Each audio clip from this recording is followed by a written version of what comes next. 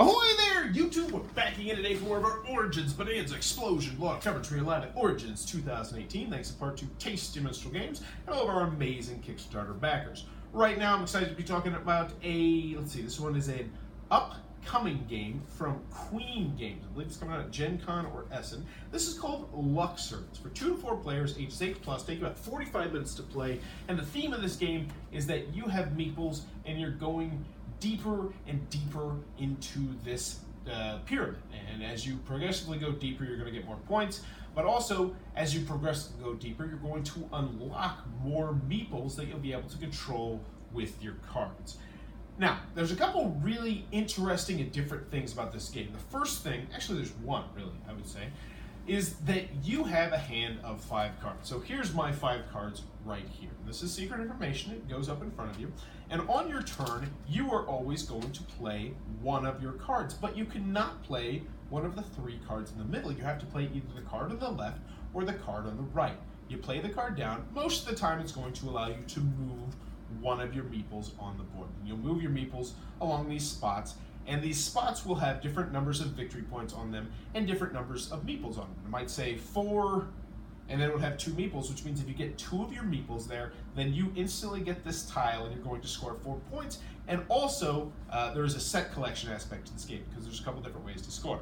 But now let's get back to your hand of cards. So your hand of cards now looks like this. And how it works is you're going to draw 1 card, and then you're going to stick the 1 card, boom, right in the middle of your 5 cards. So you will still not be able to use these 3 cards right here. It was a really interesting mechanism, and it created like these kind of hard to decisions for you, because you might have a really cool card and you might be setting yourself up to really use this cool card, because along the way there's different spots on the path, and one of the spots is that you get to draw a super cool upgraded card. And then once you use the upgraded card, though, it goes into the discard pile, and the discard pile is, the pile of cards is actually pretty small, so those are going to start fluctuating into the game, and so you'll start using those on a routine basis, which is really kind of neat. But back to my point, you're going to get all these tiles on different spots, and there's going to be different ways to score points, and I lost my train of thought a little bit there. But the deeper you go into the dungeon, the more points you're going to get. So each spot on the dungeon will have a certain number of points on it. And if you make it all the way to the middle, along with getting a key, you'll get like 18 points, either 20, actually you'll get like a little 5-point token and a 3-point token. So it's really 23 points or 21 points. But the game will end when two meeples, I should say, venture their way into the center. Really enjoyed this game. Lots of different ways to score. Your location, so if you get your meeples further and further inside, you're going to get more points. You get it for these little bugs that you pick up. I think they're called mollusks. I sound so uneducated right now. The bugs, the ancient bugs, you know, the ones from Egypt. You pick those up and they have a secret number of points on the bottom, and you could just land on a certain tile and that would allow you to do it. There was also this big set collection aspect, because as I mentioned, if you had 2 meeples on a certain spot, you could pick up this tile. It gives you points, but also if you can get a set of them, you'll get a certain number of points. If you got a whole bunch of sets, you can get a whole bunch of points. In the end, what I think of Luxor, I really dug it. I really enjoyed it. I was very pleasantly surprised by this one. The gimmick works. The new mechanism, where it's new to me at least, I should say, where you only have access to 2 of your cards, I really like that. It creates some difficult choices, because you might have this super cool card you want to use, but if it's not really useful right now, it's just like, it's blocking one of my choices, and I only have 2 choices each turn on what to play, and I like that. It was pretty quick, and I imagine this being the type of game, once you know what you're doing, it would go even quicker. It's right for expansions, because I mean, you just add more tiles, and boom, you got whole new elements to the game. I really enjoyed the game, and our game was, let's see, yeah, I got crushed. This woman had so many sets.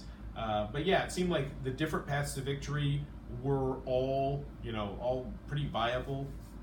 And the artwork, I like the artwork. The theme, the theme came across somewhat. I mean, it's not a really strong theme, but definitely the theme worked. And in the end, I really like Luxor. I think this would be not only a great family game, but I think it'd be a really good 2-player game, a couples night type of game. I also think this would be a great game night game, as long as you don't mind playing a lighter weight game, because while this game has some really cool stuff and some interesting choices, it is still definitely on the lighter side. I think I could I would consider this to be a borderline gateway game. I definitely think I could teach a newer gamer, assuming they're adult, this game with minimal issues. But that's Luxor, Queen Games, one that I really liked a whole lot. Last comment I did want to mention on this is there is a good deal of luck with this, especially with the cards that you draw. That might turn some people off, but overall, I think if you go into this game knowing what it is, I think you're really going to enjoy it. So that's Luxor from Queen Games. If you enjoyed this Origins coverage, please be sure to click on that subscribe button down below in the comments below. Let me know, what is your favorite CMON game, aka cool mini or not game, that you've ever played all the time. For me personally, it is Unusual Suspects, the party game, which is just criminally underrated. You need to go check that one out, as long as you're not the most politically correct person. As long as you're not a person who gets offended by perhaps unpolitically correct things. Let me know in the comments below, and as always, thanks for your time. YouTube. That's who this is. This isn't Vivio.